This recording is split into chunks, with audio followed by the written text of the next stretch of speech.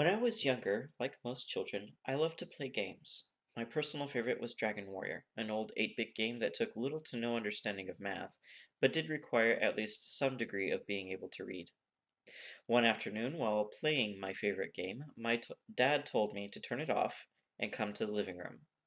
Being a well-behaved boy, I did as I was told.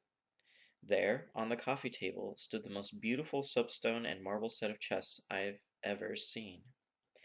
"Take a seat," Dad told me, and I did as I was told. I really wanted to go back to my game, but if Dad was taking the time to sit me down and teach me something, I knew that if I didn't make a good effort, I'd end up not playing the video game anyway. So, I sat down, and Dad started to go over the pieces and how they moved, one by one. And then we played a few dozen games, very quick games because I was very bad at the game at the time. And through experimentation, I learned how the pieces moved and the odd rules of the game. But I also found it boring. Dad was good, and no matter what I did, he'd always find a way of getting me.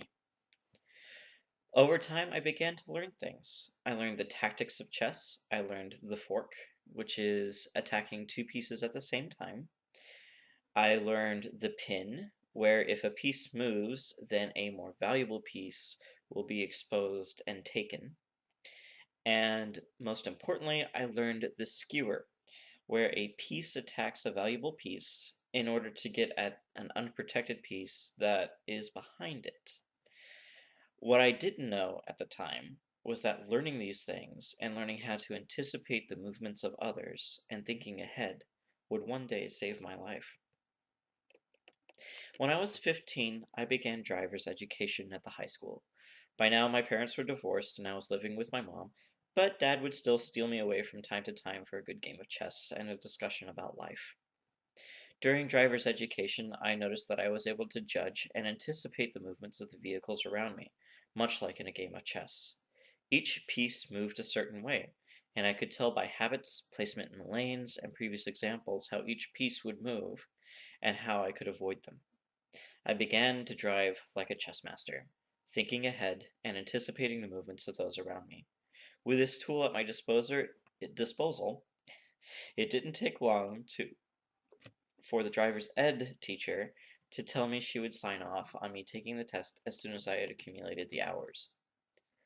On my 16th birthday, I earned my driver's license. My dad was proud of me and he revealed he'd been saving up for a trip to Seattle for a baseball game. The jinx was, I had to drive. With our gloves in the back seat of my dad's Dodge Shadow, we headed out early the next morning.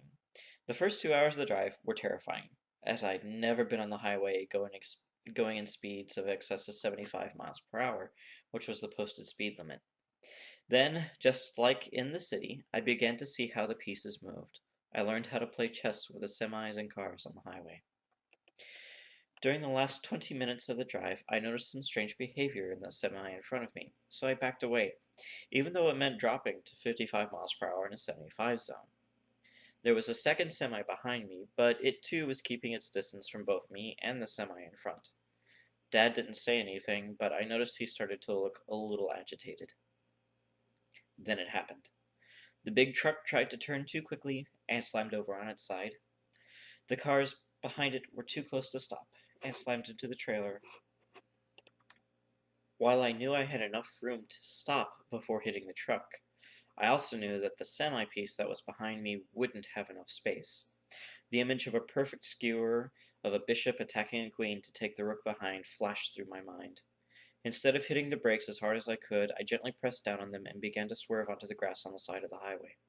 Even with the slowing down, hitting the grass made me feel like I was being thrown around and flying through the air, but I still maintained control and eventually brought the Dodge Shadow to a halt.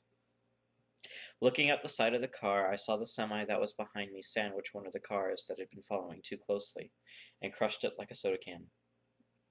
My father, a trained policeman, had handed me his cell phone and told me to call an ambulance while he rushed out with a first aid kit from the trunk to help those he could.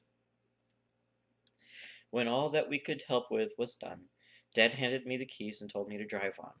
We were going to be late for the game, but at least we would catch the last few innings. When we pulled into the parking lot, I turned to him and said, "Dad, I'm glad you taught me how to play chess." He smiled back, tears forming in his eyes, and replied, "Me too, son. Me too."